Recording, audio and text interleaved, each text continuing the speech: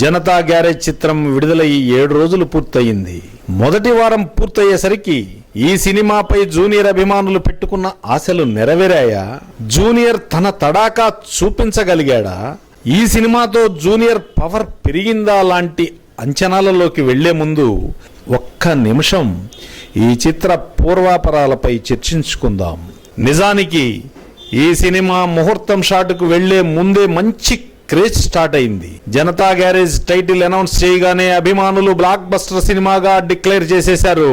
నటీనటుల ఎంపికతో ఈ సినిమాపై అంచనాలు పీక్ స్టేజ్ కి చేరాయి.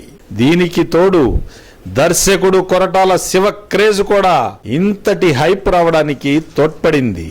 విడుదల రోజు రివ్యూలు కొంచెం నిరాశపరిచాయి. జూనియర్ అభిమానులు మాత్రం నిరాశపడలేదు.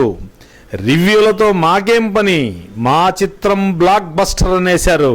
ఇంతవరకు ఓకే. ఈ సినిమా విడుదల నేపథ్యం కూడా ఓసారి చూద్దాం. గత 2 నెలల నుండి ఓ భారీ చిత్రం కూడా విడుదల కాలేదు. ఈ సినిమా వచ్చే నాటికి థియేటర్ల వారు క్యూ కట్టేశారు. ఎంతలా అంటే గుంటూరు జిల్లాలోని మొత్తం 125 థియేటర్లలో 90 థియేటర్లు అంటే 80% థియేటర్లలో జనతా గ్యారేజ్ మాత్రమే ఉంది. ఇదే తరహా రాష్ట్రమంతా ఉంది. ఈ సినిమా మొదటి వారం కలెక్షన్స్ కూడా వచ్చేశాయి.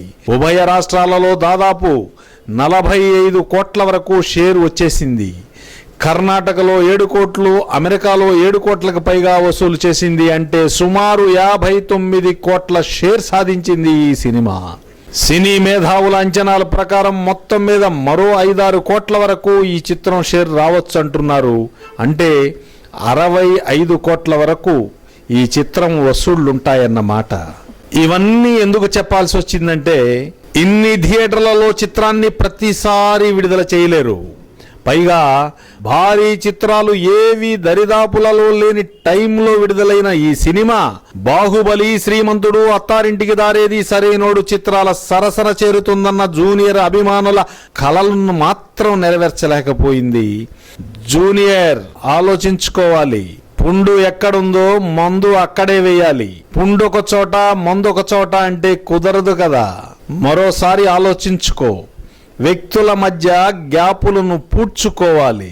అభిమానులు కూడా ఆ విధంగా జూనియర్ను నడిపించాలి. అప్పుడు 100 కోట్లు కాదు 150 కోట్ల మెట్లపై నిల్చోవచ్చు. చూద్దాం, అలాగే జరగాలని ఆశిద్దాం.